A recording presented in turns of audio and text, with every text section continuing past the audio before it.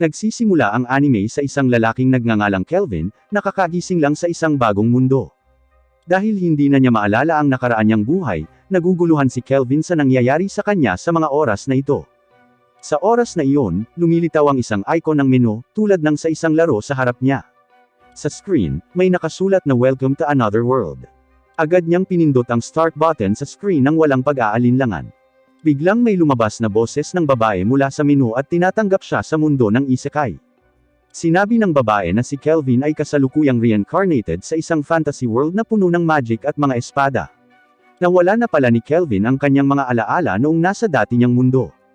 Ang menu ay nagpapakita rin ng stats ni Kelvin at nagpapakita na siya ay may medyo mataas na antas ng summoner. Nang malaman ito, nakaramdam ng saya si Kelvin at pinuri ang sarili. Naisip niya na siya ay isang mahusay na propesyonal na manlalaro noon. Iminungkahi ng babae na pumunta siya sa isang kalapit na bayan upang magparehistro bilang isang adventurer sa lokal na guild. Habang naglalakad sa gitna ng kagubatan, nagsimulang magtaka si Kelvin kung bakit laging sinusundan siya ng menu. Ang boses pala ng babae mula sa game menu ay boses ng reincarnation goddess na si Melfina. Bago muling magkatawang tao si Kelvin, nakipagkasundo na pala ito kay Melfina para maging subordinate nito. Samantalang dati, hindi siya naging subordinate ng sinuman dahil isa siyang diyosa. Pagdating sa pinakamalapit na bayan, ipinaliwanag ni Melfina kung bakit kailangang muling magkatawang tao si Kelvin sa Isekai World. Kaya sa kanyang nakaraang buhay, namatay si Kelvin sa isang aksidente dulot ng kapabayaan ng isang Diyos. Dahil sa pagkakonsensya, humingi ng tulong ang Diyos kay Melfina para mabigyan siya ng bagong buhay. Sa kanyang nakaraang buhay, nakita ni Kelvin ang tunay na anyo ni Melfina. Noong panahong iyon, na-in-love siya sa kagandahan nito, maging ito ay nagpahayag ng kanyang nararamdaman at hiniling na sumama sa kanya. Dahil sa pagkabagot at hindi nakakakuha ng bagong assignment bilang reincarnation goddess, nagpa siya si Melfina na tulungan si Kelvin at sumama sa kanya. Tinanong ni Kelvin kung maibabalik ba niya muli ang kanyang alaala. Ipinaliwanag ni Melfina na siya ang humiling sa kanya na burahin ang lahat ng kanyang alaala at ipagpalit ang mga ito ng superpower magic ability. Tingid sa kaalaman niya, noong sa nakaraang mundo, sinabi ni Kelvin na mamahalin pa rin niya si Melfina kahit nawala na ang alaala nito. Nang malaman niya ito, namula siya at tinakpan ng dalawang kamay ang mukha. Pagkatapos noon, tumakbo si Kelvin habang nalilito sa kanyang pag-uugali sa kanyang nakaraang buhay. Pero naiisip din niya na kung may in-love siya kay Melfina, ibig sabihin ay talagang maganda ang mukha nito. Na-curious si Kelvin kung pwede na ba siyang mag-utos kay Melfina ngayon. Ngunit ipinaliwanag niya na kailangan pa rin niya ng isang malaking halaga ng MP kung gusto niyang utusan siya, na ang kanyang kasalukuyang antas ay hindi pa rin magawa yon. Pagdating sa guild office, nakilala ni Kelvin ang isang babaeng receptionist na nagngangalang Ange. Pagkatapos nito, pinunan niya ang registration form para maging isang adventurer. Sinabi ni Melfina kay Kelvin na itago ang kanyang pagkakakilanlan bilang isang S-rank summoner. Ayon sa kanya, bihira pa rin ang trabaho bilang summoner sa mundong iyon, lalo pa ang isang S-rank summoner na tulad niya. Kung malaman ng sinumang pinuno ng estado na siya ay isang summoner, siya ang kanilang magiging target. Matapos punan ang registration form, nakuha ni Kelvin ang kanyang sertipikasyon bilang isang adventurer. Ngunit kailangan niyang magsimula sa pinakamababang rango, na ang antas ng F. Upang mag-level up, dapat niyang tapusin ang 10 sunod-sunod na misyon. Hiniling niya ang registration officer para sa gawain ng pagiging isang baguhan na adventurer. Sa sandaling iyon, inalok ni Ange si Kelvin ng 3 pirasong papel ng misyon, na may pagpipilian ng mga misyon upang mangolekta ng mga halamang gamot, talunin ang 30 slime monsters o maghanap ng isang pusa. Iminungkahi ni Melfina kay Kelvin na talunin ang 30 slime monsters. Tinanggap niya ang kanyang mungkahi at inirehistro ang misyon kay Ange habang binibili ang pinakamurang wand. Pagkatapos noon, agad na umalis si Kelvin at nagpa siya na tapusin ang kanyang misyon na kumita ng pera para sa pagbili ng pagkain at pagrenta ng matutuluyan. Long story short, nakakita si Kelvin ng 3 asul na slime monster na nagpapahinga sa isang kagubatan. Agad niyang nakilala ang 3 asul na slime gamit ang kanyang magic. Tumalabas na ang paraan upang mapaamo ang mga ito ay kailangan niyang talunin ang 3 slime nang hindi pinapatay ang mga ito. Nagpasya siyang atakihin sila nang hindi ginagamit ang kanyang mahika, ngunit gagamitin lamang niya ang kanyang mga pisikal na kakayahan. Pagkatapos nito, inatake ni Kelvin ang slime monster gamit ang kanyang napakahinang pisikal na kakayahan. Dahil dito, pinaglaruan pa siya ng 3 asul na slime. Para sa kanya, ang mga slime ang pinakamahinang halimaw, pero bakit mukhang malakas sila ngayon? Pagkatapos na umangkop sa kapangyarihan ng slime, sa wakas ay nagawa ni Kelvin na matalo ang isa sa mga slime at nagawang mapaamo ito. Pagkatapos noon, gumawa siya ng kontrata sa halimaw at pinangalanan itong Clotho. Di nagtagal, inutusan ni Kelvin si Clotho na talunin ang mga natitirang slime monsters para makumpleto niya ang kanyang misyon. Ipinaliwanag ni Clotho na ang Reslime ay ginagamit na ngayon upang sumipsip ng kapangyarihan mula sa mahihinang slimes. Kaya hindi naging problema para kay Clotho na patayin ang mahihinang slimes. Sa wakas, sa tulong ni Clotho, madaling matalo ni Kelvin ang natitirang mga slime. Nagulat si Kelvin nang makitang tumaas ang lakas at bilis ni Clotho. Ipinaliwanag ni Melfina na kapag ang isang halimaw ay pinaamo ng isang S-rank summoner, ang panimulang puntos ay tataas ng 100 beses. Totoo pala na pagkatapos makita ni Kelvin ang kapangyarihan ni Clotho sa icon ng laro, tumaas nga ng 100 beses ang kapangyarihan ni Clotho kumpara sa dati. Nang malaman ni Kelvin, pakiramdam niya ay parang nandadaya siya dahil kaya niyang gawing kasing lakas ngayon ang isang halimaw na kasing hina ng slime. Bumulong din siya na natural lang na ang mga nangungunang bansa ay nagta-target ng mga summoner na S-rank. Nang matapos ang misyon, pumunta si Kelvin sa opisina ng guild at nakuha ang pera. Agad niya itong ginamit sa pag-upo ng tuluyan. Sa daan, nakita ni Kelvin ang isang aliping babae na elf na ibinebenta ng isang lalaki. Ang mga elf na ibinebenta ng mga ngalakal ay kabilang sa isang pambihirang lahi at may napakagandang mukha. Ngunit binitawan ni Kelvin ang kanyang intensyon nang makita ang mukha ng elf na mukhang mahina sa malapitan. Sa wakas, dumating si Kelvin sa Oyomura Inn na inirekomenda ni Ange. Sa inn, nakilala niya ang isang babaeng nagngangalang Claire, ang may-ari at waitress. Ipinahayag ni Kelvin ang kanyang pagnanais na manatili sa Oyomura. Nang marinig iyon, mukhang tuwang-tuwa si Claire at sinabing magluluto siya ng masasarap na pagkain para sa kanya araw-araw. Pagkatapos noon, binigay nito sa kanya ang susi at ipinakita sa kanya ang silid na tutuluyan. Pagdating sa kwarto ay agad na humiga si Kelvin habang kausap si Melfina. Hindi nagtagal, naamoy niya ang masasarap na pagkain, dahilan para naiinip siyang tikman ang una niyang pagkain sa mundo ng isekai. Sabay tawag ni Claire kay Kelvin para kumain ng lutong pagkain. Kinabukasan, sinimulan ni Kelvin ang kanyang bagong pakikipagsapalaran kasama sina Clotho at Melfina. Nanghuhuli sila ng mga halimaw at tinatalo ang mga ito para tumaas ang kanyang antas. Sa hapon, pinagbuti ni Kelvin ang kanyang kakayahan sa pagtatago upang itago ang kanyang pagkakakilanlan bilang isang S-rank summoner. Pagkatapos noon, bumalik siya sa opisina ng guild para magsumite ng ebidensya na matagumpay ang kanyang misyon. Sa pagkakaalam nito, pinuri siya ni Ange dahil ito ang unang pagkakataon na nakakita siya ng isang baguhan na kalahok na kayang mag-level up ng ganito kabilis nang hindi bumubuo ng grupo. Actually, hindi talaga bumuo ng grupo si Kelvin dahil natatakot siyang matuklasan ng iba ang kanyang identity. Tsaka may Clotho na siyang tutulong sa kanya kaya hindi na niya kailangan ng grupo sa ngayon. Hindi na mamalayan, narinig na pala ng ibang adventurers ang usapan ni Kelvin at Ange. Nagulat din pala sila nang malaman na may isang baguhang adventurer na mabilis mag-level up. Inisip pa nila si Kelvin ay isang salamangkero ng palasyo na nakabalat kayo bilang isang baguhan. Pero walang pakialam si Kelvin sa mga komento ng ibang tao tungkol sa kanya, balak pa niyang hilingin si Ange para sa susunod na misyon para mabilis siyang mag-level up. Di nagtagal, dumating ang isang lalaking adventurer na nagngangalang Cashel, na nagpayo kay Kelvin na gawin ang isang misyon upang lipulin ang mga Black Spirit Knight. Bilang karagdagan, binati siya ni Cashel sa tagumpay sa pagsulong sa E-rank. Pagkatapos nito, inanyayahan ni Cashel si Kelvin na sumali sa kanyang grupo, upang talunin ang Black Spirit Knight. Nang marinig ito, lihim na nagkomento ang iba pang mga adventurer na si Cashel ay isang mapagmataas na adventurer, madalas rin niyang binubuli ang mga bagong adventurer. Bukod dito, sinubukan ni Ange na pigilan si Kelvin dahil, ayon sa kanya, masyadong mabigat ang misyon para sa kanya, nakaka-advance pa lang sa E-rank. Tinanggihan ni Kelvin ang offer ni Cashel sa palakaibigan na pag-uugali dahil hindi pa rin niya kailangan ng grupo. Pagkatapos noon, sinubukan ni Kelvin na i-identify ang kapangyarihan ni Cashel sa pamamagitan ng kanyang magic power. Nakita niyang ang lakas ni Cashel ay kapantay ni Clotho. Ngunit ang ikinagulat ni Kelvin ay ang titulo ni Casher bilang isang assassin, kahit na ang kanyang katayuan ay isang ordinaryong eskrimador lamang.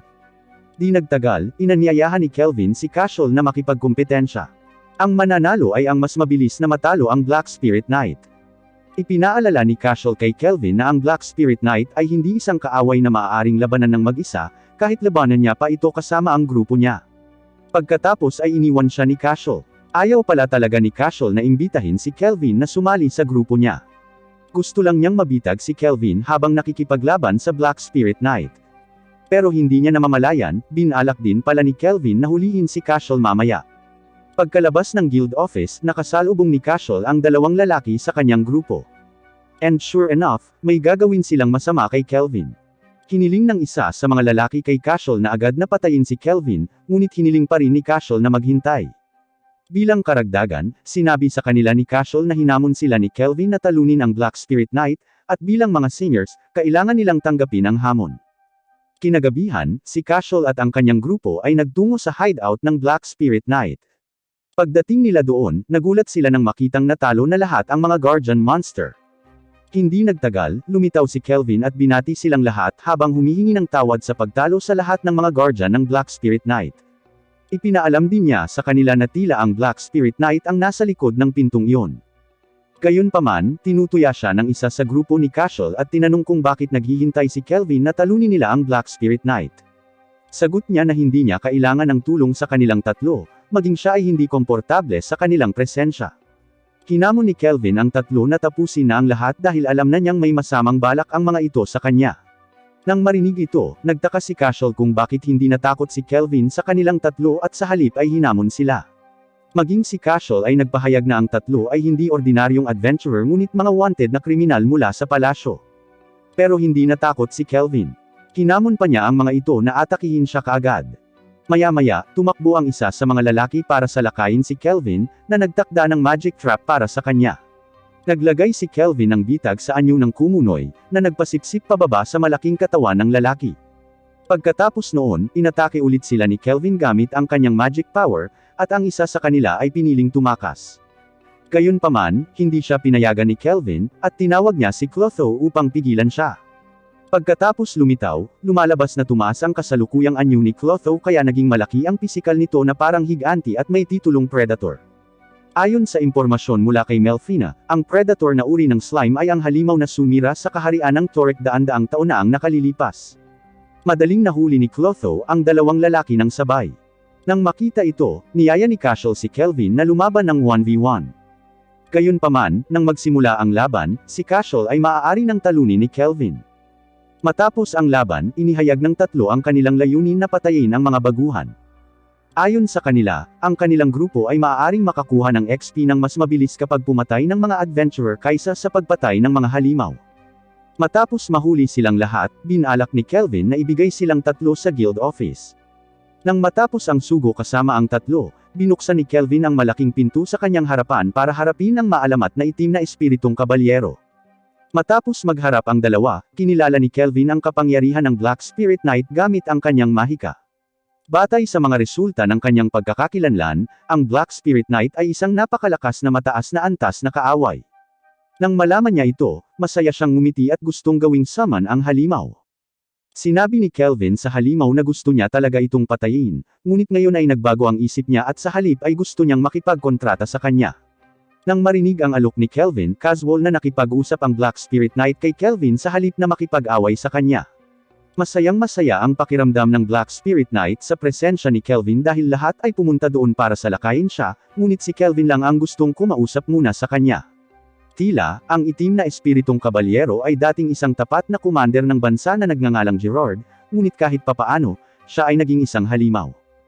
Hanggang ngayon ay hindi pa rin niya ito maalala. Inalok siya ni Kelvin na maging subordinate niya at gumawa ng kontrata.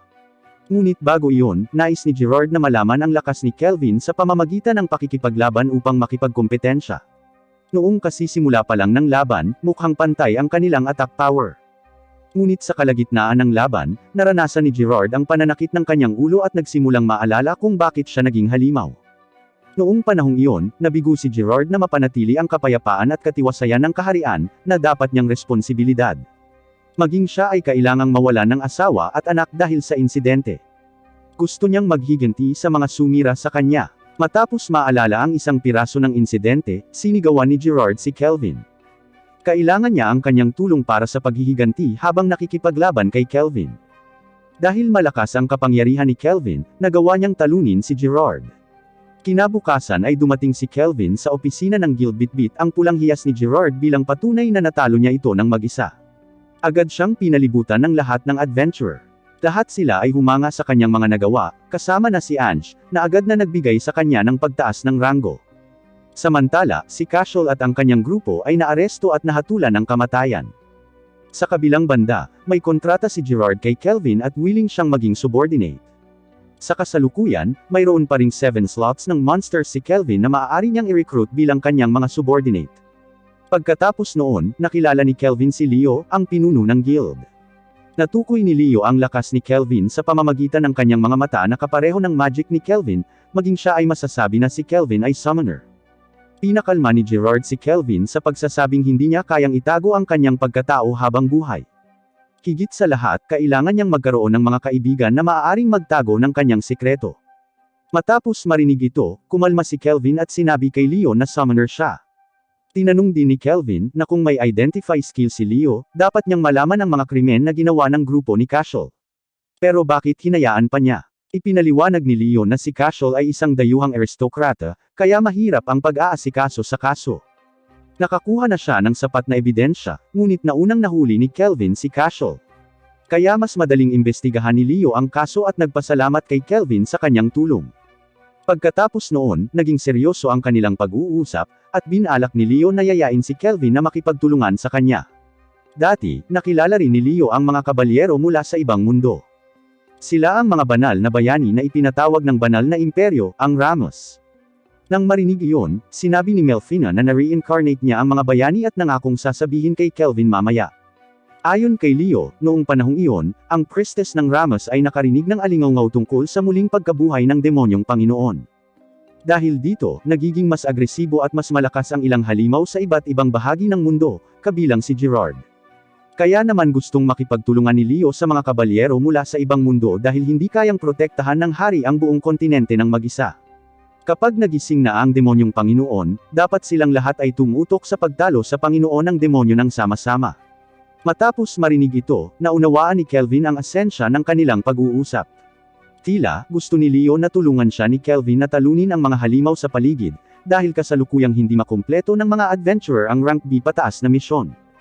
Nangako si Leo na magbabayad at susuportahan siya, at palalayain niya si Kelvin sa pagkumpleto ng anumang misyon. Matapos malaman ang tungkol sa tunay na pagkakakilanlan ni Kelvin, alam ni Leo na ayaw ni Kelvin na ma-involved sa politika at labanan sa kapangyarihan. Pero sa pagkakataong ito, gusto niyang makipagtulungan kay Leo, at nagkamayan silang dalawa. Matapos makumpleto ang mga aktibidad sa negosyo, bumalik si Kelvin sa Oyomura upang magpahinga. Pagdating doon ay niyakap siya ni Claire dahil mabilis na kumalat ang balitang nag-rank up na si Kelvin. Pagkatapos nun pumasok si Kelvin sa kwarto niya at kumain ng sandwich galing kay Claire. Habang kumakain ay pinakiusapan ni Kelvin si Melfina tungkol sa mga bayani na tinutukoy ni Leo. Sinabi niya na ang insidente ay talagang matagal na ang nakalipas. Sa oras na iyon, ang pari ng Ramos ay gumawa ng isang summoning ritual, at si Melfina ay naghanap ng mga taong muling magkakatawang tao sa mundo ng isekai. Ngunit dahil ito ay matagal na, marahil ang kanilang kasalukuyang antas ay napakataas din. Nang marinig ito, naintriga si Kelvin, ngunit pakiramdam ni Melfina ay ayaw na niyang madamay pa sa sitwasyong iyon. Habang nakapikit, naghanap ng paraan si Kelvin para mas lumakas ang kanyang fighting power. Dahil noong kalabanan niya si Gerard kahapon ay muntik nang matalo si Kelvin kaya naman iniisip niya na mabilis tumaas ang kanyang lakas. Pagkatapos noon ay nagising si Kelvin at tinawag si Clotho para kunin ang kanyang ipon. Bumalik siya mula sa kanyang silid at sinabihan si Claire na magdagdag ng isa pang bahagi sa kanyang hapunan. Pagkatapos noon ay lumabas si Kelvin na may kasamang masayang ngiti, na ikinakuryos ni Gerard. Sinabi ni Kelvin na bibili siya ng babaeng alipin na elf. Nang marinig iyon, nagtampo si Melfina. Ipinaliwanag niya na gusto niyang bumili ng mga alipin upang sanayin at sumali sa kanyang grupo. Ang alipin pala na tinutukoy ni Kelvin ay ang babaeng nakita niya sa slave dealer. Siya ay nagnanais na makahanap ng mga alipin na ang mga puntos ng kasanayan ay hindi kailanman nagamit at hindi kailanman nagkaroon ng master. Ayon sa kanya, ang mga puntos ng kasanayan sa mga alipin ay maaari lamang gamitin kung may pahintulot ng master. Kaya naman gusto niyang bumili ng mga alipin na may mga skill points na buo pa rin para hindi siya mag-abala sa paghingi ng permiso sa dating master. Biglang may tumakbong lalaki dahil nasusunog ang katawan. Malamang, balak din ng lalaki na bilhin ang alipin na elf. May sumpa pala ang alipin, kung sino man ang humipo sa kanya, sila ay masusunog. Sinuri ni Kelvin ang kanyang sumpa, na mula pala sa isang fire dragon.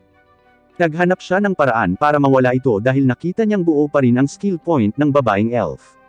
Pagkatapos noon, binayaran ni Kelvin ang alipin hanggang sa nagulat at binalaan ng tindero, ngunit binili pa rin niya ang elf at iniuwi sa bahay. Habang nasa daan, nagpasalamat ang elf kay Kelvin sa pagbili sa kanya at sinabing Ethel ang pangalan niya. Nagpakilala rin si Kelvin at sinabing gusto niya itong sumali sa kanyang grupo. Ngunit muling kinumpirma ni Ethel na siya ay sinumpa. Isa pa, hindi niya matandaan ang mga mukha ng kanyang magulang, maging ang kanyang nakaraan. Pagkarinig nito ay naawa si Kelvin sa kahinawakan ang ulo nito at inalis ang sumpa nito gamit ang kapangyarihan ng secret place. Kaya pagkatapos niyang suriin ang sumpa ni Ethel, humanap ng paraan si Kelvin para maalis ang sumpa gamit ang kanyang natitirang mga puntos ng kasanayan. Napaluha si Ethel sa tuwa matapos malaman na nawala ang sumpa niya at labis ang pasasalamat nito sa kanya. Pagdating sa Oyomura, humingi ng tulong si Kelvin kay Claire sa paghahanap ng mga damit para kay Ethel.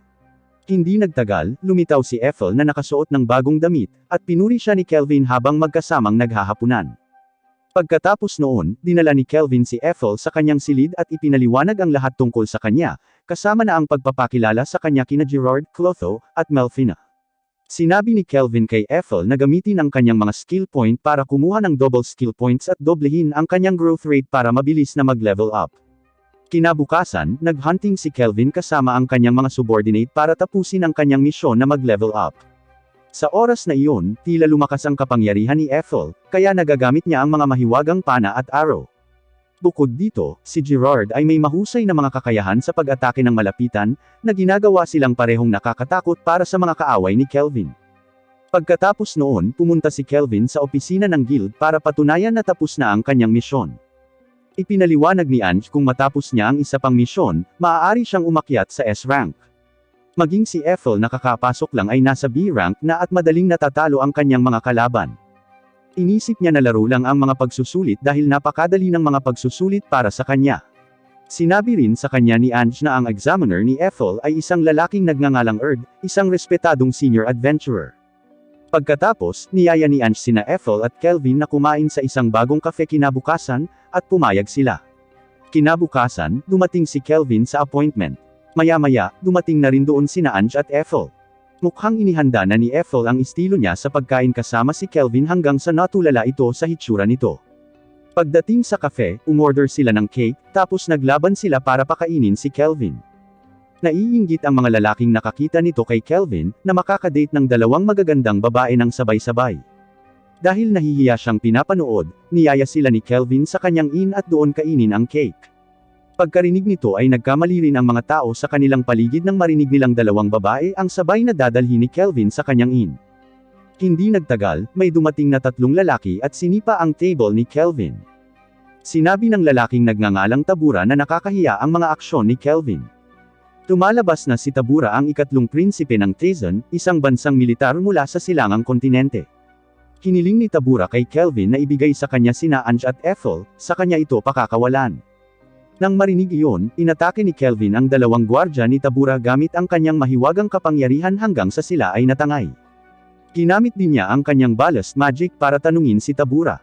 Nabalitaan pala ni Tabura na may bago, napakalakas na adventurer sa lungsod ng Parth. Balak niyang arestuhin ang tao na yun dahil gagawin niyang subordinate para makuha ang kanyang trono.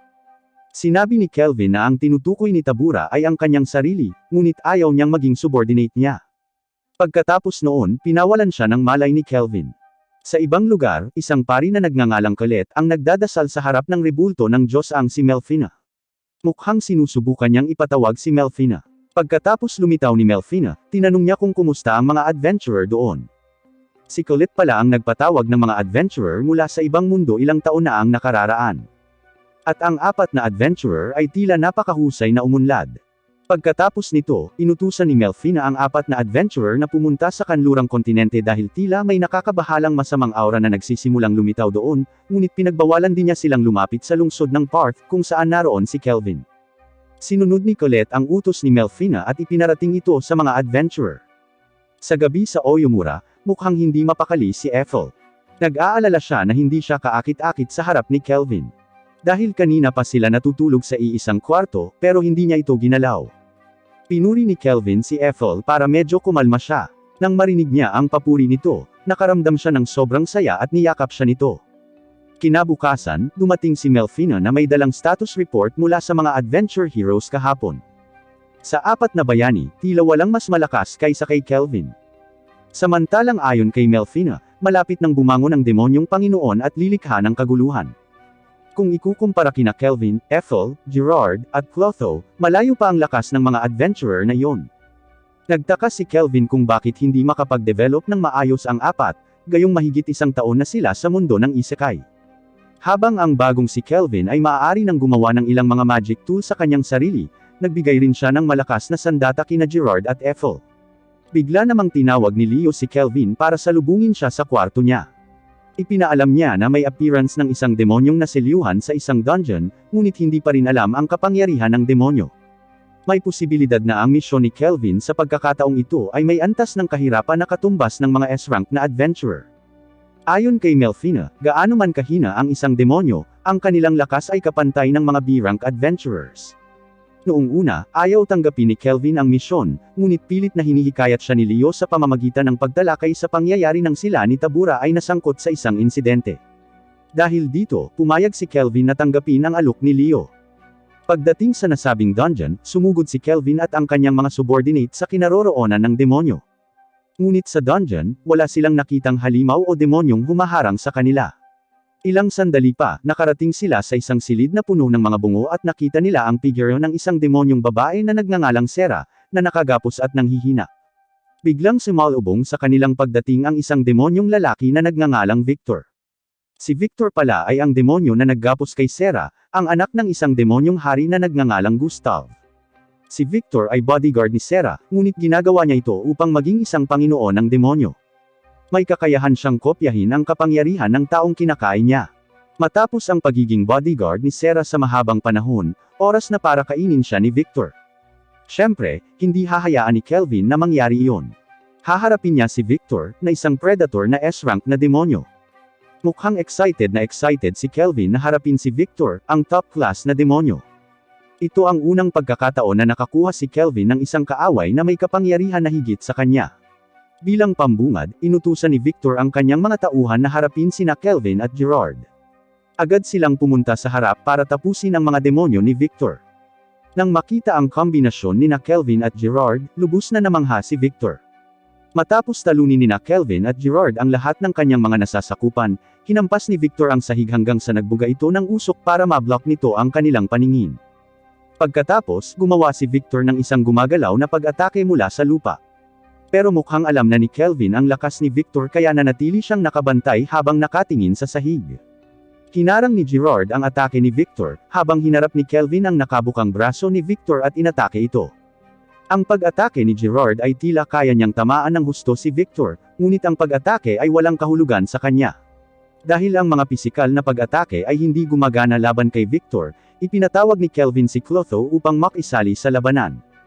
Sinubukan ni Kelvin na gamitin ang kanyang magic power laban kay Victor at nagawa niyang itali ang kanyang mga kamay. Ngunit hindi nagtagal ang pag-atake at sinira ni Victor.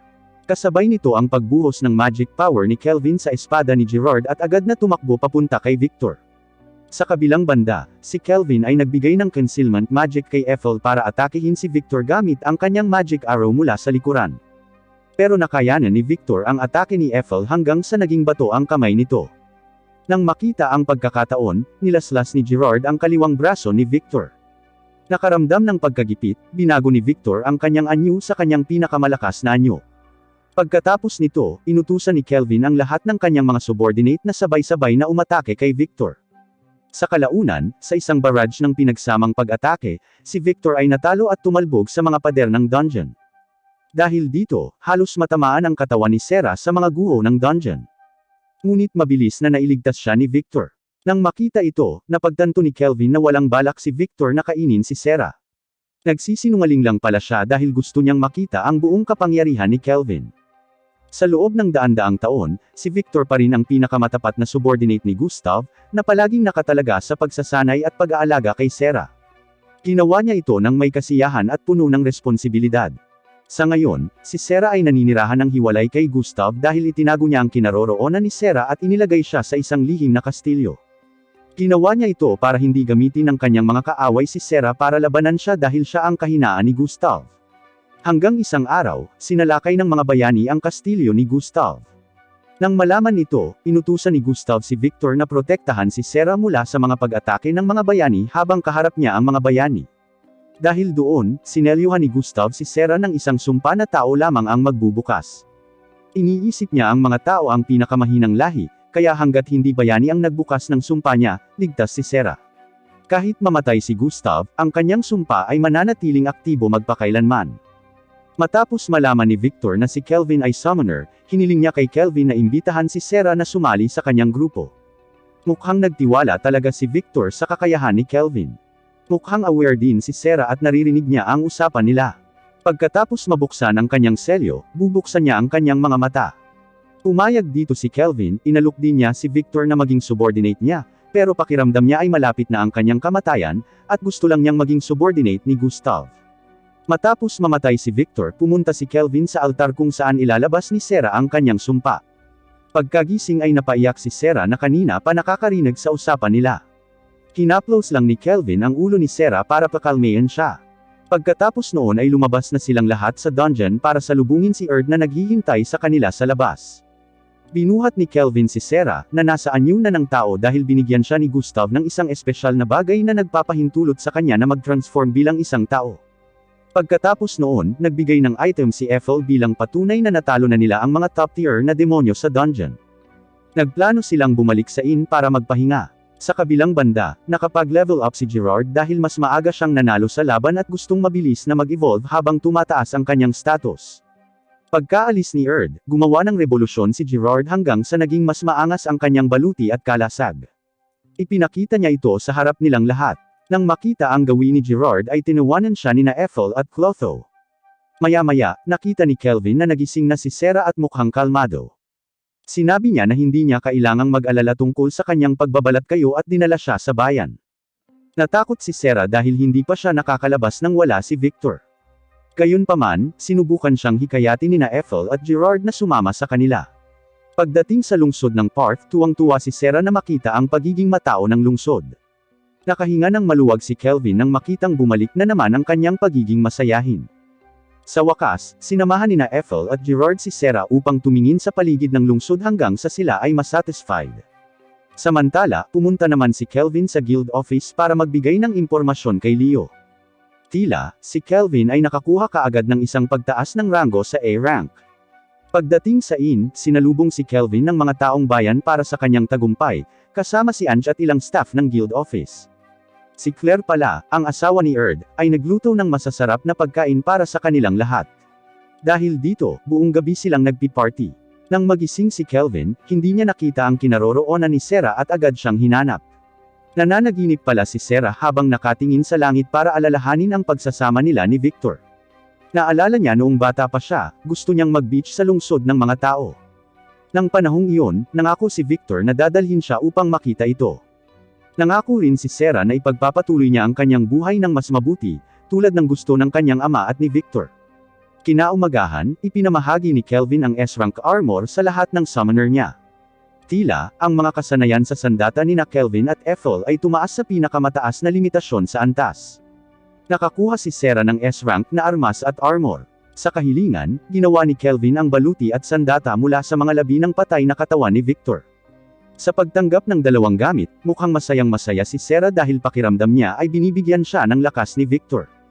Nakakuha din si Gerard ng bagong espada mula kay Kelvin. Pagkatapos noon ay bumagsak si Kelvin sa katawan ni Clotho dahil sa buong magdamag na pagod sa pagpapanday ng mga armas. Bukod pa riyan, sumigaw si Kelvin na gusto niyang kumain ng kanin dahil simula nang pumasok siya sa mundo ng isekai ay hindi na siya muling nakakain ng kanin. Makalipas ang ilang sandali, nagpasya silang umalis sa lungsod ng Parth upang bisitahin ang lungsod ng Torek. Sa lungsod, may usap-usapan na may halaman na parang palay, kaya maaaring may kanin na tulad ng gusto ni Kelvin. Bilang karagdagan, si Sarah ay tila talagang gustong maglibot at makakita ng mga bagong mundo. Ang kanilang paglalakbay sa lungsod ng Torek ay maaari ring dalhin si Sarah sa paglalakbay at, kasabay nito, maghanap ng bigas para sa kanya. Sa kabilang banda, nagbigay ng balita si Melfina na hindi pa rin niya ito makakasama. Sinusubukan niyang gamitin ang kanyang avatar para harapin si Kelvin ng direkta. Mukhang natakot si Melfina na maagaw si Kelvin nina Ethel at Sarah na napaka-agresibo kay Kelvin. Habang nasa daan, naramdaman ni Sarah na may nakatingin sa kanila. Kinumpirma din ito ni Kelvin. Tila napagtanto niya ito sa simula pa lang. Hindi nagtagal, ang kanilang karwahe ng kabayo ay hinarang ng isang babae na sinundan naman ng kanyang mga tauhan. Inamin niya na sila ang kilalang pangkat ng bandidong Kirkazi. Natakot ang kotsero ng karwahe na hinihila ng kabayo na sinasakyan ni Kelvin dahil ang grupong Kirkazi ay dapat na napatay na ng isang A-rank adventurer mula sa Tazon. Nakilala ni Kelvin ang kanilang lakas gamit ang kanyang mahika. Gayunpaman, ang kanilang lakas ay nasa level 25 hanggang 30 lamang. Sinabi rin niya kay Sarah na harapin silang mag-isa. Agad namang tumalon si Sarah mula sa karwahe ng kabayo para harapin sila. Noong una, minamaliit nila ang lakas ni Sarah dahil inakala ng mga bandido na ang mga adventurer mula sa part ay C-rank lang at mas mababa. Pero kumbaga, isa-isa ang mga bandido na kayang talunin ni Sarah dahil umabot na siya sa level 75, kaya numatch sila sa kanya. Nang matalo na ang lahat ng kanyang tropa, dahan-daang umatras ang babae sa takot. Dahil dito, nagawa ni Sarah na talunin silang lahat at itali sila. Pero binyantaan pa rin sila ng babae na maghihiganti ang amo nila, na level 70 na, laban kay Kelvin. Nang marinig ito, talagang natuwa si Kelvin at tinanong siya tungkol sa kanilang amo. Long story short, dumating na si Kelvin at ang kanyang grupo sa lungsod ng Torek. Ito ay lumabas na ang hitsura ng lungsod ay katulad ng lungsod ng Hapon noong nakaraan. Matapos maglaro ng ilang sandali sa dalampasigan, pumunta sila sa opisina ng lokal na guild para ibigay ang mga bandido. Ang pinuno ng Torek Guild, isang babaeng nagngangalang Mist, ay bumati kay Kelvin sa palakaibigang paraan. Nasabi na pala ni Leo kay Mist ang lahat ng mga nagawa ni Kelvin. Sinabi rin ni Kelvin kay Mist na ang boss ng mga bandidong Kirkazi ay isang A-rank adventurer mula sa Tazon na dapat tatapos sa mga bandido. Nagulat si Mist at hindi niya inaasahan na ang dapat natatapos sa Kirkazi ang nangunguna sa kanila. Ang lalaking adventurer na nagngangalang Christoph ay tila nasa Torek. Ayon kay Mist, wala silang magagawa sa ngayon dahil tinuturing na bayani si Christoph ng mga taga-Torek. Bukod pa dito, kung may ginawa sila kay Christoph, baka masangkot sa conflict ang Torek at Tazon. Nang marinig ito, labis na naiinis si Sarah, ngunit ipinaliwanag ni Kelvin kung ano ang ibig sabihin ni Mist upang hindi sila maging pabaya sa pag-atake nila. Bukod pa dito, sa katunayan, si Kelvin ay nag-aalinlangan na labanan ang tao na mas mababa sa kanya ang level. Gusto niyang labanan ang mga taong mas malakas sa kanya. Biglang naramdaman ni Kelvin ang presensya ng taong hinihintay niya, ang pag-iral ng mga bayaning ipinatawag ni Melfina. Noong panahong iyon, binalak ni Kelvin na gamitin sila laban kay Christoph. Siya at si Mist ay gumawa ng plano para sa isang hukbo ng mga bayani upang labanan ang mga bandidong Kirkazi. Pumayag si Mist dahil kung mahuli ng mga bayani ang Kirkazi bandit, wala nang protesta mula sa Tazon. Tahimik, may binalak si Kelvin para mahuli ang mga bayani at mahuli si Christoph. Sa loob ng punong tanggapan ng mga bandidong Kirkazi, maraming babae at bata ang nakidnap para ibenta bilang mga alipin ng mga ito. Kinaharas pa sila ng mga miyembro ng Kirkazi. Buti na lang at dumating si Kelvin at ang kanyang mga subordinate sa oras. Sa kabilang banda, nakikitang nakikipagtalo si Christoph sa kanyang kasintahan. Tila natatakot silang mabunyag ang kanilang pagkakakilanlan dahil nahuli na ni Kelvin ang kanilang mga nasasakupan. Biglang pumasok si Kelvin sa kwarto para hamunin sila. Agad niyang inatake si Christoph ng mag-isa habang sina Sarah at Gerard ay humarap sa dalawa niyang kaibigan. Nang makaharap si Kelvin, masaya si Christoph dahil makakaganti siya sa kanya. Nang marinig iyon, tumawa na lang ng masama si Kelvin dahil napagtanto niyang malayo pa sa kanya ang lakas ni Christoph. Sa kabilang banda, ang mga bayani, na pinamumunuan ng isang lalaking nagngangalang Toya, ay pumapasok sa base ng Kirkazi. Si Toya, na hindi makita ang appearance ng isang kaaway, ay humiling sa isang babae na nagngangalang Setsuno upang makita ang presensya ng kaaway. Naramdaman niya na maraming tao ang nagkukumpulan sa harap ng base. Pagkatapos noon ay pumunta na sila sa kwartong tinutukoy ni Setsuna. Pagpasok sa silid, hinarap sila ni Clotho, na naging isang higanteng halimaw. Noong una, nalilito sila kung bakit maaaring nasa Kirkazi Bandit Base ang slime monster. Ngunit matapos makita ang ilang bilanggo doon, sinubukan ni Toya na salakayin si Clotho. Gayunpaman, ipinagbawal ng batang tinulungan ni Kelvin si Toya na salakayin si Clotho. Matapos malaman na si Toya at ang kanyang grupo ay mga bayani, agad na nakaramdam ng saya ang mga bilanggo. Sinabi nila sa kanila na mayroong isang grupo ng mga adventurer na nagligtas sa kanila at, kasabay nito, hiniling kay Toya na tulungan ang grupo na labanan ang maraming mga bandido sa base. Dahil dito, tumakbo si Toya at ang kanyang grupo sa loob para sundin ang kahilingan ng mga bilanggo. Pagdating nila doon ay nakita nilang wala ng malay si Kristoff at ang kanyang mga kaibigan. Gayunpaman, inakala ni Toya na sila ang mga adventurer na nagligtas sa mga bilanggo kanina. Ngunit lumalabas, iyon pala talaga ang plano ni Kelvin. Plano ni Kelvin na linlangin si Toya at ang kanyang grupo upang makalaban ang mga bayani sa pamamagitan ng pagpapanggap bilang grupo ng Kirkazi. Makikita sa eksena si Kelvin, na pinagtatawanan ang 4 na bayani mula sa mundo ng mga tao. Tila hindi nila namamalaya na ang nasa harapan nila ay hindi ang kontrabida na hinahanap nila. Bilang resulta, isang lalaking nagngangalang Toya Kanzaki at 3 babae na nagngangalang Setsuna Shiga, Miyabi Kuromiya, at Nana Mizuoka ay naghanda upang labanan si Kelvin at ang kanyang mga kaibigan. Pagkatapos, nagpasya si Kelvin na harapin silang mag-isa. Inanyayahan niya din silang tumaya kung sino ang matalo sa labanan, pagkatapos ay kailangang sumunod sa utos ng nanalo. Gayunpaman, sa halip ay tinanggihan ni Toya ang hamon ni Kelvin. Pakiramdam niya ay hindi patas na makipaggrupo sa nag-iisang kaaway niya. Pagkatapos, sinabi sa kanya ni Setsuna na si Kelvin ay hindi isang kaaway na maaaring maliitin. Ang kanyang pahayag ay nabigyang katwiran ni Miyabi, na maaaring makilala ang mga kasanayan. Naramdaman ni Miyabi na mas malakas ang lakas ni Kelvin kaysa sa kanilang 4. Matapos marinig ang mga salita ng kanyang mga kaibigan, pumayag si Toya sa mga kondisyon ni Kelvin. Pagkatapos noon ay naghanda na sila bago ang laban. Ilang sandali pa ay nagprotesta si Sera dahil gusto niyang lumaban sa kanilang 4 at subukan ang kanyang kakayahan, ngunit pinagbawalan siya ni Kelvin at sinabihang kainin ang pagkaing inihanda ni Ethel. Samantala, tila hindi sumasang-ayon si Ethel sa kanyang ideya, at nais lang niyang harapin ang kanyang kaaway ng mag-isa dahil sa pakiramdam niya ay hindi angkop ang kanyang lakas para sa mga direktang labanan tulad nito.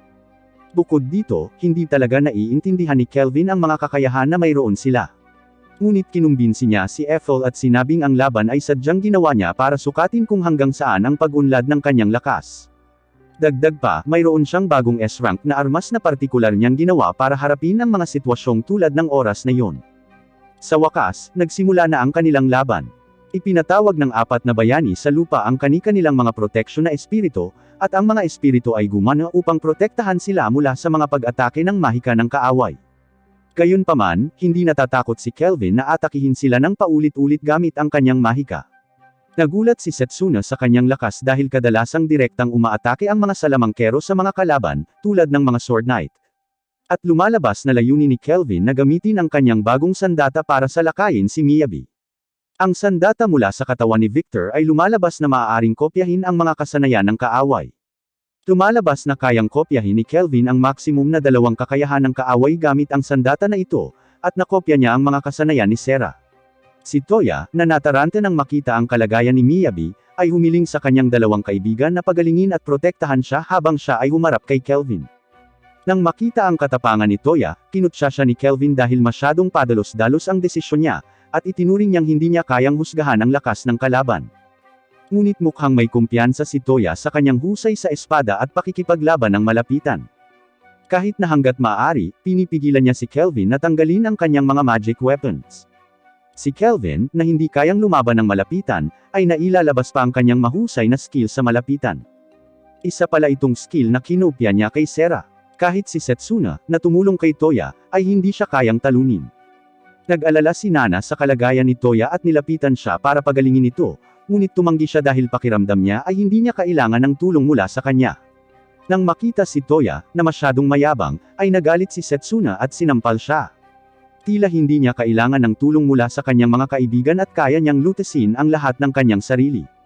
Nais ni Setsuna na balaan si Toya na magiging mas malakas siya kung gagawin nila ang lahat ng magkasama.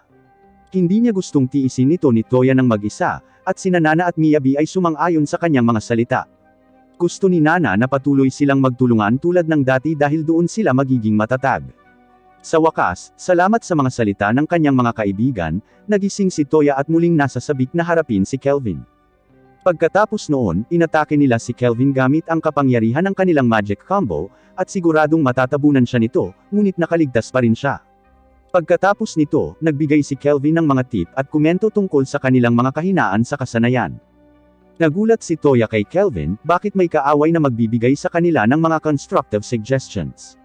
Pagkatapos ay nagpatuloy ang laban, at silang apat ay naghagis ng kanilang pinakadakilang kasanayan sa Mahika. Bilang resulta, maaari nilang mahuli si Kelvin at pagkatapos ay gawin itong walang magawa. Pagkatapos, tinukso at inalok siya ni Sera ng tulong, ngunit sinagot niya ito na ito ay simula pa lamang. Di nagtagal, tinawag ni Kelvin ang ilang halimaw ng golem upang mapaglabanan ang kanilang mga pag-atake. Ginamit niya ang mga kasanayan na kinopya niya mula kay Miyabi kanina upang lumikha ng bagong magic sa oras na yun. Gumawa siya ng bagong magic spell para palayain ang sarili mula sa kanilang apat. Si Nana, na napagtanto ito, ay inutusan si Setsuna na salakayin siya at itigil ang kanyang Mahika. Sa kasamaang palad, huli na si Setsuna. Nagawa na pala ni Kelvin na ilabas ang kanilang Mahika sa kanyang katawan. Bukod pa riyan, pagod na siya sa pakikipaglaro sa mga ito, at sa sobrang bilis, madali niyang napatumba ang mga ito. Pagkatapos ay gumanti siya kay Nana sa pamamagitan ng pag-trap sa likod nito ng malakas na binding magic. Si Toya, na nakita ang kanyang tatlong kaibigan na tinalo ni Kelvin, ay labis na nagalit. Hindi nagtagal, inatake siya ni Toya nang hindi nag-iisip, ngunit sa isang atake lang, maaaring maparalisa siya ni Kelvin hanggang sa mawalan ng malay. Ilang sandali pa, natauhan si Toya. Nakita niyang nasa kandungan ni Kelvin ang aliping babae na nakilala niya kanina. Si Toya, na hindi alam na nagpapanggap lamang na kriminal si Kelvin, ay sinubukang iligtas ang bata, ngunit sa halip ay pinagalitan siya nito. Hindi nagtagal, inamin ni Kelvin na sila ng kanyang mga kaibigan ay mga adventurer. Pagkatapos noon, humingi ng tawad si Toya sa hindi nila pagkakaunawaan. Gayunpaman, sinabihan siya ni Sera na huwag mag-alala tungkol doon dahil ang kanilang laban ay sadyang ginawa ni Kelvin. Sa wakas, napagtanto niyang nais ni Kelvin na turuan sila ng leksyon at sabihin sa kanila ang kanilang mga kahinaan. Sinabi ni Kelvin na wala rin siyang pakialam, hanggat si Toya at ang iba ay handang aminin ang kanilang pagkatalo at sinunod ang lahat ng kanyang kagustuhan. Nang marinig iyon, pumayag si Toya. Ngunit sa hindi inaasahang pagkakataon, ang una niyang utos sa kanila ay habarin ang lahat ng kanilang damit, at napasigaw ang apat sa gulat. Kinabukasan, sina Kelvin at Mist ang nag-escort sa mga miyembro ng Kurakazi patungo sa bilangguan sakay ng karwahe na hinihila ng kabayo. Nagpasalamat siya sa paglutas ng problema. Sinabi niya na sisiyasati ng Torek City ang relasyon sa pagitan ng Kurakazi at ng pinuno ng Trisen. Pagkatapos nito, sinamahan ni Kelvin si Toya at ang kanyang mga kaibigan sa pagsasanay. Si Kelvin ay parang mentor sa kanila. Sa kasamaang palad, nang kaharap ang isang higanteng octopus monster, sila ay tila nalulula.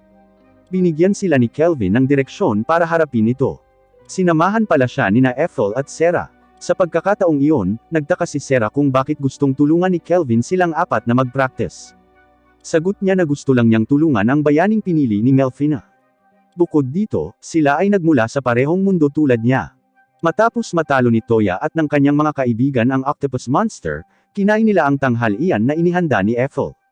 Pagkatapos ay pinag-usapan nila ang mga chismis ng isang babaeng nagngangalang Colette, isang manghuhula at ang nagpatawag sa kanilang apat sa mundo ng isekai. Ayon kay Colette, tumataas ang kapangyarihan ng boss ng dungeon dahil sa paggising ng demonyo. Tinanong ni Kelvin kung paano nila haharapin ang boss ng dungeon gayong nahihirapan na sila sa octopus. Sumagot si Toya na tatakas sila kapag nakatagpo nila ang isang boss ng S-rank dungeon. Mas inaalala niya ang kanyang buhay at mga kaibigan kaysa pilitin ang kanyang sarili na labanan ang mga halimaw na mas malakas kaysa sa kanya. Gayunpaman, si Toya ay patuloy na magsasanay ng husto upang protektahan ang kanyang mga kaibigan. Nang marinig ang sagot na iyon, napangiti si Kelvin. Tila ito na ang hinihintay niyang sagot dahil kahapon, concern pa rin si Toya sa kanyang ego at laging padalos-dalos sa pagdedesisyon. Pagkatapos ay sinabi ni Kelvin na sa kasalukuyan, nakapasa si Toya sa kanyang pagsusulit sa tanong. Maya-maya pa ay nagpaalam na sa kanilang apat si Kelvin at ang kanyang mga kaibigan.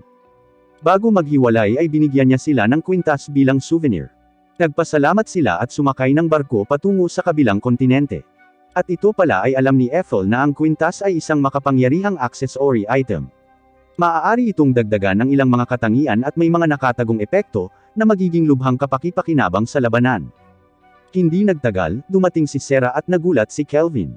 Kumbaga, gusto niyang sabihin na may isang messenger ni Mist na nagbalita na may importanteng tao na gustong makipagkita sa kanya. Nang malaman ito, natuwa si Kelvin dahil hinihintay niya ang sandaling iyon mula pa kahapon. Nahulaan niya na ang mahalagang tao na tinutukoy ni Mist ay ang pinuno ng Torek, at malamang na makakuha ng regalo mula sa kanya si Kelvin. Binalak sana ni Kelvin na humingi ng bigas bilang regalo niya sa pinuno ng Torek dahil iyon lang ang pakay niya sa lungsod. Pagkatapos nito, pumunta si Kelvin at ang kanyang mga kaibigan sa isang palasyo na sa tingin niya ay katulad ng kaharian sa Japan. Ayon kay Gerard, ang unang hari at ang bayani ng Torek ay nagmula sa ibang mundo, kaya may posibilidad na ang hari ng Torek ay nagmula sa Japan at nagtayo ng isang palasyo na katulad ng sa kanyang orihinal na mundo. Kahit na sa pagpasok nila sa palasyo, ang silid ng hari ay inilagay sa tatami. Dahil Japanese si Kelvin, marunong siyang kumilos at umugali sa harap ng hari. Nang iangat ang kurtina ng trono, lumabas na ang pinuno ng Torek ay isang babaeng nagngangalang Tsubaki Fujiwara. Ang kanyang mga tauhan ay tila humanga sa napaka-eleganteng hitsura ni Sera dahil si Sera ay anak ng isang maharlika at anak ng isang hari ng demonyo. Di nagtagal, nagpasalamat si Reyna Tsubaki sa kanila at hiniling na huwag maging matigas sa harap niya. Plano niyang bigyan ng malaking regalo si Kelvin at ang mga kaibigan nito, at ibibigay niya ang anumang hiling nila. Pagkatapos ay walang pakundangan na sumagot si Kelvin na gusto niya ng bigas mula sa Torek dahil hindi kailanman nagbibenta ng bigas ang Torek sa ibang mga rehiyon. Nagulat si Queen Tsubaki sa pagnanais ni Kelvin na itinuturing na walang halaga, kahit na maaari itong humingi sa kanya ng isang posisyon o ari-arian. Ngunit sumagot siya na sila ay mga adventurer na nagustuhan ang kalayaan, samantalang ang mga bagay tulad ng posisyon at kayamanan ay nagpapanatili lamang sa kanila na nakatali sa isang lugar. Nang marinig ang sagot ni Kelvin, tumawa ng may kasiyahan si Reyna Tsubaki. Naisip niya na si Kelvin at ang kanyang mga kaibigan ay tulad ng ibang mga bayani na naghahanap ng labis na gantimpala. Pinagbigyan niya ang kanyang kahilingan, maging siya ay magbibigay sa kanila ng bigas ng libre tuwing kailangan nila at nagpadala ng stock ng mga supply ng bigas para sa kanila. Napaghandaan na pala ni Reyna Tsubaki ang kanilang masarap na pagkain. Tuwang-tuwa si Kelvin na nakahanap ng kanin at Japanese-style side dishes. Nang hindi naghintay ng mahabang panahon, nilamon niya ang lahat ng pagkaing nakahain. Si Ethel, na nakita siyang tuwang-tuwa, ay nagkusang magtanong sa chef tungkol sa recipe sa palasyo. Parang gusto niyang makapagluto ng Japanese specialties para kay Kelvin, habang umiinom ng sake sina Gerard at Sera hanggang sa malasing. Makalipas ang ilang araw, napag-aralan ni Ethel ang lahat ng Japanese-style cuisine. Maging si Reyna Tsubaki ay tila nagustuhan ang luto ni Ethel. Mas masarap daw ang luto ni Ethel kaysa sa royal chef. Humingi siya ng pahintulot kay Kelvin na panatilihin si Ethel sa palasyo at inalok silang lahat ng trabaho sa palasyo. Magalang na tinanggihan ni Kelvin ang kanyang kahilingan, ngunit ipinagpatuloy niya ang pagpapakalma sa kanya at hiniling na pakasalan siya nito upang maalagaan niya ito araw-araw. Pagkarinig nito, napatingin siya kay Ethel dahil nakaramdam siya ng aura na gustong pumatay sa kanya. Pagkatapos nito, bumalik silang lahat sa Parth gamit ang magic portal. Pagdating sa Parth, bumili si Kelvin ng bagong bahay dahil sa tingin niya ay napakaliit nito para manatili silang lahat sa Oyomura. Medyo malaki ang bago niyang bahay, parang palasyo na maraming kwarto. Nang makita ito ay nakaramdam ng labis na kasiyahan si Sera at pinili ang silid na akma sa kanyang kagustuhan, habang si Ethel naman ay pinili ang katabi ng kwarto ni Kelvin. Samantala, pinili ni Clotho na manatili sa bakuran. Tila mas gusto ni Clotho na nasa ligaw kaysa sa loob ng bahay. Bukod pa riyan, kumuha si Kelvin ng isang katulong upang tulungan si Ethel sa kanyang gawain, at ang kanilang kasambahay ay isang ina na nagngangalang Eli at isang anak na babae na nagngangalang Luca, na kanilang iniligtas habang nasa Torek kahapon. Gabi na nang nagpapahinga sila, biglang naramdaman ni Kelvin ang presensya ng taong hinihintay niya, si Melfina. Mukhang miss na niya ito na ilang araw nang nawala. Sinabi niya sa kanya na sa pagkakataong ito ay makikita na niya ang kanyang anyo. Alam niyang tinawag siya nito. At sigurado, lumitaw si Melfina sa napakaganda at eleganteng anyo. Maging si Kelvin ay nakaramdam ng awkward nang makita ang kanyang anyo. Pagkatapos, inaasar niya ito, na mukhang nahihiya. Kinaumagahan ay sabay-sabay silang nag-aalmusal. Mukhang masaya si Melfina sa masarap na pagkain ni Ethel. Sa kabilang banda, natarante sina Gerard at Sera sa kanyang presensya na hindi pa nila nakita. Pagkatapos ay ipinakilala niya ang kanyang sarili sa kanila at, kasabay nito, sinabi sa kanila na ito ang kanyang tunay na anyo. Pagkatapos, binigyan ni Melfina ng regalo si Kelvin para sa matagumpay na pagpapatawag sa kanya, na isang protection magic. Kung gagamitin niya ang salamangka na ito, maiiwasan niyang masugatan ng nakamamatay isang beses sa isang buwan, kaya hindi na niya kailangang mag-alala kung may hindi inaasahang pag-atake. At ang pinakamahalaga ay ang pangalawang kakayahan, maaari siyang magpatawag ng isang bayani mula sa ibang mundo. Maya-maya pa ay nakitang lumalaban si Melfina kay Sera. Parang balanse ang lakas nilang dalawa. Tila, pareho silang tumataya na ang mananalo ay matutulog sa tabi ni Kelvin. Samantalang si Kelvin mismo ay naguguluhan pa rin kung tatawagan ba niya ang bayani ngayon o hindi, dahil isa itong tao na ipapatawag mula sa ibang mundo, kaya ayaw niyang mag-summon ng walang ingat sa mundong iyon. Lumapit sa kanya si Melfina, na nakahalata sa pagkalito ni Kelvin, at pinakiusapan itong magkausap. Noong una, sinabi niya sa kanya ang tungkol sa pagkakaroon ng isang hari ng demonyo na may dalawang espesyal na kakayahan, ang una ay maaaring umunlad at magagawang baguhin ang personalidad ng iba. Ang pangalawa, ang demonyong Panginoon, ay immune sa pinsala. Pagkarinig nito ay nagulat si Kelvin. Tinanong niya kung paano siya talunin kung ang hari ng demonyo ay immune sa pisikal na pag-atake.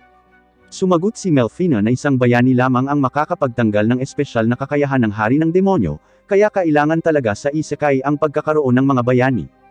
Gayunpaman, nag-aalangan pa rin si Kelvin na magpatawag ng isang bayani, tulad ni Toya at ng kanyang mga kaibigan, na ipinatawag sa isekai ng walang pahintulot, at sa palagay ni Kelvin, hindi ito isang magandang bagay. Pinayuhan ni Melfina si Kelvin na gumamit ng reincarnation-type summon, kaya ipapatawag na lamang niya ang mga espiritu ng mga patay mula sa mundo ng mga tao para hindi pilitin ang mga nabubuhay tulad ni Toya at mga kaibigan nito. Gayunpaman, ayon sa kanya, ang reincarnated-type summon na ito ay mangangailangan ng maraming mana kumpara sa isang buhay na summon ng tao. At ang uri ng reincarnation ay may mga pakinabang nito. Ang mga bayani na ipapatawag ay maaaring pumili ng kanilang hitsura, edad, at kakayahan ayon sa kanilang kagustuhan, tulad ng nangyari kay Kelvin. Matapos makinig sa paliwanag ni Melfina, noong gabing iyon, nagpa siya si Kelvin na magpatawag ng isang bayani gamit ang reincarnation type. Inilabas niya ang kanyang lakas para ipatawag ang bayani. Nais niyang dumating ang pinakamalakas na bayani. Nang hindi naghintay ng mahabang panahon, isang babaeng nagngangalang Saiki Ryo ang lumitaw sa kanyang harapan. Napakasaya niya matapos malaman na siya ay muling nagkatawang tao sa mundo ng isekai. Umiyak siya at niyakap siya ngunit nakatulog, at biglang nakatulog din si Kelvin. Mukhang marami na siyang nagamit na mana para i-summon siya. Hating gabi ay biglang nagising si Ryo mula sa kanyang pagtulog. Hindi pa rin siya makapaniwala na nakatira siya ngayon sa isekai. Tumakbo siya sa bakuran, at hindi nagtagal, lumitaw si Kelvin na sumalubong sa kanya. Humingi siya ng paumanhin kay Ryo sa pagiging mapangahas at tinawag siya sa isekai nang hindi muna humihingi ng pag-aproba. Pero hindi ito pinansin ni Ryo. Siya ay nagpapasalamat na mabuhay muli sa isang bagong mundo. Sa nakaraan na buhay pala ay may napakalubhang karamdaman si Ryo kaya hindi na siya lumabas ng bahay dahil nakahiga lang siya sa kama. Ang kanyang pang-araw-araw na gawain ay pagbabasa lamang ng mga nobela ng pakikipagsapalaran, kaya't napakasaya niya sa kanyang kasalukuyang sitwasyon. Gumaan ang pakiramdam ni Kelvin nang marinig ang pahayag nito, sa kanya itinuring na nakababatang kapatid si Ryo. Kinaumagahan ay nagising si Kelvin na napapaligiran ni Sera, Melfina, at Luca, na natutulog sa kanyang kama. Matapos ang laban ni Melfina at Sera ay nauwi sa tabla, nagpa siya silang matulog ng magkasama sa kanyang silid. Kinabukasan, dinala silang lahat ni Kelvin sa gitna ng kagubatan sa umaga upang manghuli ng mga halimaw, kabilang sina Luca, Eli, at Ryan. Gusto na pala niyang itaas ang level nila na mababa pa, pero dahil sa grupo sila manghuli, hindi na kailangan ni Luca, Eli, at Ryan ng kahit ano para makuha ang XP nila. Nakaupo lang sila habang pinapatay ni Sera, Clotho, at Gerard ang mga halimaw. Nang marinig iyon, nakaramdam sila ng labis na kasiyahan at tinugis ang mga halimaw sa kagubatan. At sigurado, mabilis na tumaas ang antas ni Luca, Eli, at Ryan. Biglang naramdaman ni Ethel ang hangin ng isang mabagsik na halimaw sa kanilang paligid, na isa pala itong Shadow Wolf na halimaw. Sinadya ni Kelvin na gawing alaga niya ang halimaw na magiging kaibigan ni Ryan. Pagkatapos ay madali niyang pinatay ang Shadow Wolf at ginamit ito at nawala. Pagkatapos noon, tinawag ni Kelvin ang nakakatakot na Shadow Wolf at naging cute na lobo. Nang makita ito, tuwang-tuwa sina Ryan at Luca. Pareho nilang niyakap at hinimas ang Shadow Wolf. Maya-maya pa ay naramdaman ni Ethel ang presensya ng ibang tao sa kanilang lugar. Ang dumating pala ay si Erd at ang kanyang mga kaibigan. Gusto nilang tapusin ang Adventurer Rank Up test para umangat sa B rank. Labis na inggit ang grupo niya kay Kelvin na laging napapaligiran ng magagandang babae, samantalang sila ay nakikipagkaibigan lamang sa mga lalaking nakakainis ang mukha. Pagkatapos noon, umalis sila roon para manghuli ng mga halimaw, ngunit lahat pala ng halimaw sa kagubatan ay kinatay ni Sarah, Gerard, at Clotho. Dahil dito, wala man lang natanggap na halimaw ang grupo ni Erd kaya hinanap siya ni Kelvin para humingi ng tawad sa pagsira sa plano ng grupo niya. Ngunit hindi ito pinansin ni Erd. Sa halip ay binati niya si Kelvin, na tinanggap para sa S-Rank Adventurer exam. Nang marinig ito ni Kelvin ay nataranta. Pagkatapos nito, bumalik si Kelvin at ang kanyang mga kaibigan sa kanyang bahay upang paliguan ang kanyang bagong alaga na si Alex. Sa oras na iyon, napagtanto ni Kelvin na siya ay niloko ni Leo, na nagbigay ng pagsusulit sa adventurer ng S-Rank nang hindi muna sinasabi sa kanya. Pagkatapos maligo ay niyaya ni Ryan si Alex na maglaro hanggang hapon, at nakatulog sila. Kinagabihan ay lumabas ng kwarto si Kelvin dahil naramdaman ni Sarah ang presensya ng mga misteryosong tao sa paligid ng kanyang bahay. 14 na tao pala sila. Ngunit nang suriin ito ni Kelvin, mababa pa rin ang kanilang antas, at ang kanilang pinuno lamang ang may mataas na antas. Inutusan ni Kelvin sina Ryan at Alex na harapin sila. Gusto niyang matutong lumaban si Ryan para magkaroon ng karanasan, pagkatapos ay ibibigay niya ang kanyang espada para magamit ni Ryan. Ang mga nanghihimasok pala ay assassin members ng Trycen Kingdom, ayaw nilang hadlangan ni Kelvin ang mga plano ng Trycen na pamunuan ang mundo, kaya sinadya nilang patayin siya. Gayunpaman, sa sandaling makapasok ang mga nanghihimasok sa bakuran ni Kelvin, lumabas sina Ryan at Alex upang harapin sila. Bagamat mukhang matigas pa rin ito sa paggamit ng espada, madali silang natatalo ni Ryan. Iniisip ni Sarah na mayroon siyang pambihirang S-Rank sword technique na kwalifikasyon, lalo na kapag si Gerard ang kanyang tagapagsanay.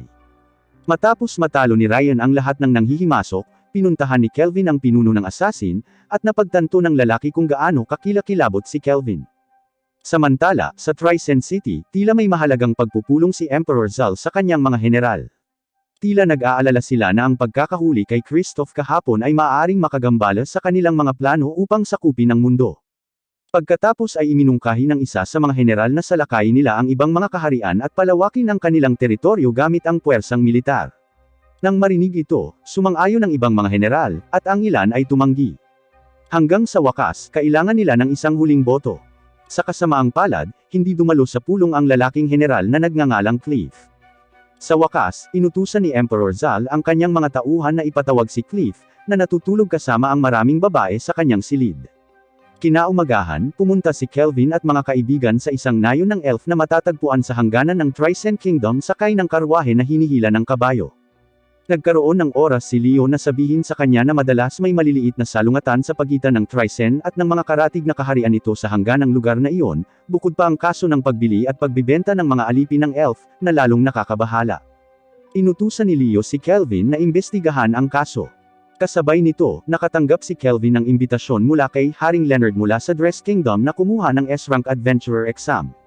Nang nalaman ito, nagulat ang mga kaibigan niya dahil sa kung paano nakakuha ng imbitasyon si Kelvin mula sa isang hari. Hindi nagtagal, ang kanilang karwahe ng kabayo ay nakatanggap ng biglaang pag-atake mula sa labas. Mula pala sa mga elf ang pag-atake. Pagkatapos, ipinakita ni Kelvin sa kanila ang opisyal na liham ni Haring Leonard at nagpakilala.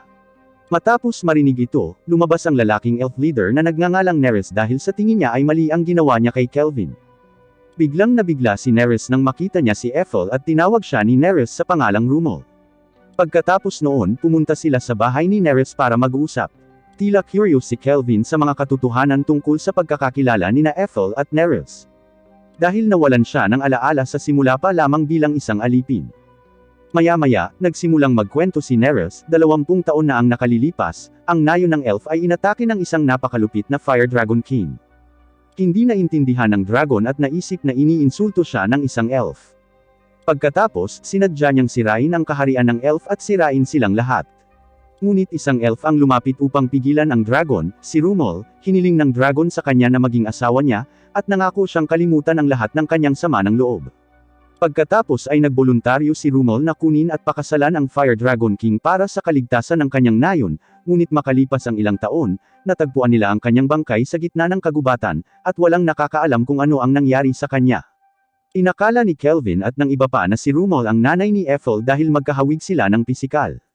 Ngunit itinanggi ito ni Melfina dahil si Ethel ay isang kalahating tao na elf, ibig sabihin ay dapat tao ang kanyang ama, hindi dragon. Pero mukhang wala namang problema si Ethel dahil ramdam na niya na may bagong pamilya na siya na kayang tanggapin siya kung ano siya, sina Kelvin at mga kaibigan nito. Sinabi ni Ethel na tinuring niya sila na parang sarili niyang kapatid. Nang marinig ang pahayag na iyon, napaluha sina Sarah at Ryan habang nakayakap sa kanya. Pagkatapos noon, tinalakay ni Kelvin ang kanyang misyon. Ang nayon ng elf ay inatake ng mga halimaw ng 3 beses sa lalong madaling panahon, at marami sa mga mamamayan nito ang kinidnap. Kahit na si Neres mismo ay nagtakip ng barrier upang hindi makapasok ang mga halimaw sa nayon, mukhang walang epekto iyon. Nag-alok si Kelvin na tulungan silang mag-set up ng isang barrier at bitag para sa mga halimaw. Tuwang-tuwa si Neres sa kanyang alok at pumayag. Pagkalipas ng ilang araw, hindi kalayuan sa nayon ng elf, mayroong isang grupo ng mga halimaw kasama ang ilang tropang militar mula sa Trisent Kingdom. Sila pala ang may pakana ng pag-atake sa nayon ng elf. Sina Kelvin at Ethel, na naghihintay sa kanilang pagdating, ay sumalakay sa mga tropa mula sa malayo, habang ang nayon ng elf mismo ay pinalakas ni Kelvin. Sinabihan niya si Melfina na gumawa ng fog barrier para hindi ito makita sa labas, at napatibay ang dividing wall ng village. Samantala, si Gerard ay may tungkulin sa pagbabantay sa tarangkahan, at ang pangkat na umaatake ay pinunan nina Melvina, Sarah, Ryan, at Alex. Hindi nagtagal, bumulusok sila nang hindi naghintay ng matagal at winasak ang mga tropa ng kaaway. Sa wakas, kinailangang ilabas ng desperadong commander ng kaaway ang kanilang mga alas sa pamamagitan ng pag-summon sa isang higanting halimaw na S-rank. Matapos makita ang halimaw, inutusan ni Melfina sina Ryan at Alex na harapin ang halimaw dahil gusto niyang makita ang pag-unlad ni Ryan, na masigasig na nagsasanay kasama si Kelvin at ang iba pa.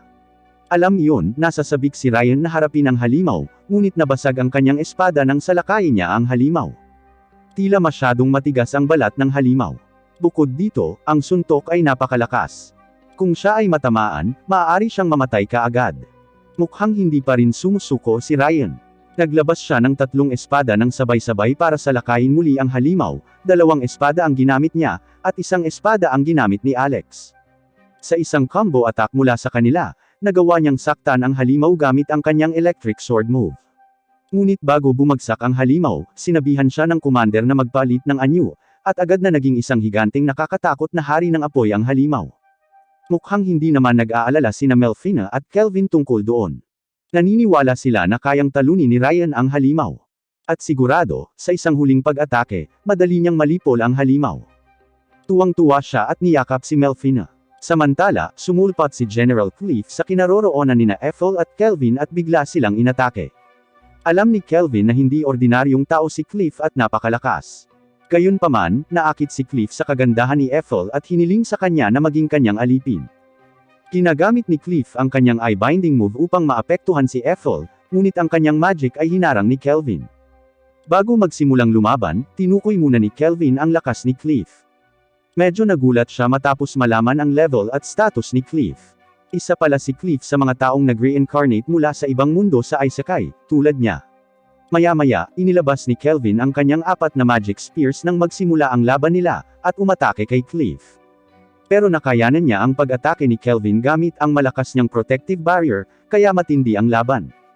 Inatake niya ng tuluyan si Kelvin. Wala siyang pakialam kung tumama man ang mga atake niya sa kanyang mga tropa. Nang makita iyon ay naiinis si Kelvin sa kanyang ugali hanggang sa magkasagupaan sila sa ere. Nagawa ni Kelvin na saktan ang mukha ni Cliff kahit na kailangan niyang mabali ang magic spear niya. Galit na galit si Cliff nang nasugatan ang gwapo niyang mukha. Inilabas niya ang pinakamalakas niyang atake para talunin si Kelvin. Inilabas ni Cliff sa kanyang barrier ang isang napakalaking bagyo, kaya nawasak ang lahat sa paligid niya. Pagkatapos, kinuha ni Kelvin ang kanyang bagong S-rank na sibat at hinampas ito kay Cliff ng buong lakas. Bilang resulta, ang pag-atake ay nagawang gumawa ng malubhang pinsala kay Cliff, maging ang kanyang binti ay naputol. Sa pagkakataong iyon, umiyak si Cliff at humingi ng tawad kay Kelvin, ngunit wala siyang pakialam at balak pa rin niyang patayin si Cliff. Hindi nagtagal, dumating ang isa sa mga general ng Trisent at tinulungan si Cliff. Umalis silang dalawa sa presensya ni Kelvin. Kasabay nito, ipinaalam nina Ethel at Gerard sa mga taga-nayon na ligtas na silang lahat ngayon. Pagkatapos noon ay sumunod naman sa kanila si Kelvin at ang iba pa. Nagdaos sila ng malawakang party para ipagdiwang ang pagkapanalo ni Kelvin. Sa Trisent Kingdom, nakita si Cliff na gumaling na sa kanyang mga sugat. Ngunit tila, siya ay pinahirapan ng kanyang mga kaibigan at ginamit bilang pang-eksperimentong materyal. Tila gusto nilang saliksikin ang mga katawan ng mga taong muling nagkatawang tao mula sa ibang mga mundo. Samantala, si Kelvin at ang kanyang mga kaibigan, na natapos na ang kanilang party sa village ng elf, ay biglang nilapitan ng isang anak na babae ng isang elf, na niyakap siya. Noong una, akala niya ay gusto lang magpasalamat ng bata, ngunit ang babae pala ay si Haring Leonard mula sa isang disguise na damit at nagpalit ng anyo upang magsiyasat at magsuri. Sinabi ni Haring Leonard kay Kelvin na nakapasa silang lahat sa pagsusulit sa S-Rank, at iniimbitahan si Kelvin sa opisyal na seremonya ng pag-promote sa S-Rank. Magkakaroon ng labanan sa pagitan ng mga S-Rank adventurer, at si Kelvin ay hihilingin na sumali sa laban. Pagkarinig nito, masayang tumawa si Kelvin dahil isa siyang battle maniac, lalo na kapag nakaharap ang mga kaaway na mas malakas kaysa sa kanyang sarili. Hindi naghintay ng matagal, tumungo sila sa Dress City upang lumahok sa seremonya at makipaglaban sa iba pang malalakas na tao. Ito na ang katapusan ng anime. Ang moral na matututuhan sa anime na ito ay kapag gumagawa ng teamwork, dapat unahin natin ang kanilang kaligtasan, hindi tulad ni Cliff na naglalabas lamang ng kanyang mga atake at galit na walang pakialam sa kaligtasan ng kanyang team.